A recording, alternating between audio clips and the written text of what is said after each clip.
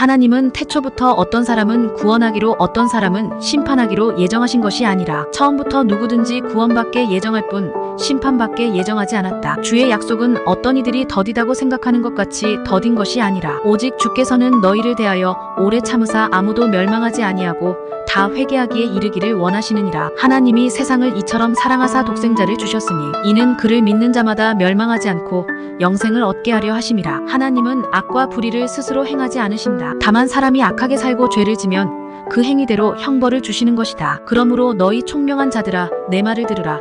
하나님은 악을 행하지 아니하시며 전능자는 결코 불의를 행하지 아니하시고 사람의 행위를 따라 갚으사 각각 그의 행위대로 받게 하시나니 진실로 하나님은 악을 행하지 아니하시며 전능자는 공의를 굽히지 아니하시니라. 고로 하나님은 절대선 절대 좋은 것만 예정하셨지 악과 나쁜 것은 예정하지 않으셨다. 너희 중에 누가 아들이 떡을 달라 하는데 돌을 주며 생선을 달라 하는데 뱀을 줄 사람이 있겠느냐. 너희가 악한 자라도 좋은 것으로 자식에게 줄 알거든 하물며 하늘에 계신 너희 아버지께서 구하는 자에게 좋은 것으로 주시지 않겠느냐. 절대 예정도 있고 상대 예정도 있다. 다만 자신의 책임에 따른 상대 예정도 있다. 구하라 그리하면 너희에게 주실 것이요 찾으라 그리하면 찾아낼 것이요 문을 두드리라 그리하면 너희에게 열릴 것이니 이르되 주 예수를 믿으라 그리하면 너와 내 집이 구원을 받으리라 하고 그러므로 누구든지 이런 것에서 자기를 깨끗하게 하면 귀히 쓰는 그릇이 되어 거룩하고 주인의 쓰심에 합당하며 모든 선한 일에 준비함이 되리라. 다시 말해서 양면 예정으로 인간이 하기에 따라 달려있다. 하나님은 해와 같이 누구에게나 역사하지만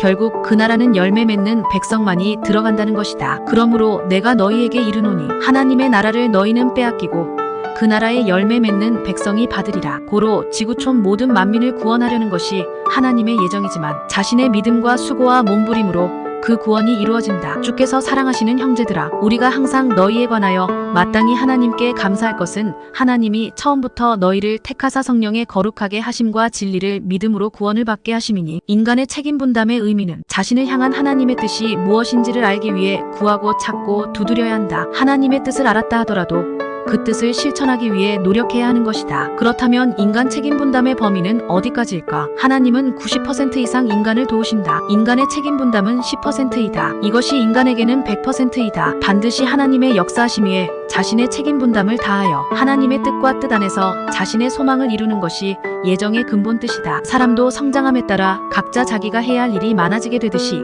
신앙이 성장의 감에 따라 인간이 해야 할 책임 분담도 커지게 된다. 결국 예정이란 하나님의 뜻 안에서 인간이 책임 분담을 할 때 역사가 일어난다. 황무지에서 개발된 월명동처럼 변화가 가능하고 열심히 하는 만큼 좋아지는 예정의 세계이다. 하나님이 인간에게 책임 분담을 주신 이유는 로봇 인생을 만들지 않고 인간 스스로 생각하고 판단할 수 있도록 하기 위해서다. 하나님이 창조한 인간이 스스로 하나님을 사랑할 때 그 기쁨이 얼마나 크겠는가. 갓 태어난 어린아이도 두 가지 책임 분담이 있다. 엄마 젖을 먹는 것과 숨 쉬는 것은 자신이 해야 한다. 결국 인간이 책임 분담을 어떻게 하느냐에 따라 운명도 바뀌고 하나님도 뜻을 다시 세우신다. 니느웨 성은 하나님이 멸하신다고 하였으나 그들이 회개함으로 멸하지 않으셨다. 인간이 회개하여 책임을 했기 때문이다. 다음 편은 나사렛 예수님의 십자가는 절대 예정인가 관한 말씀입니다. 기대해주세요.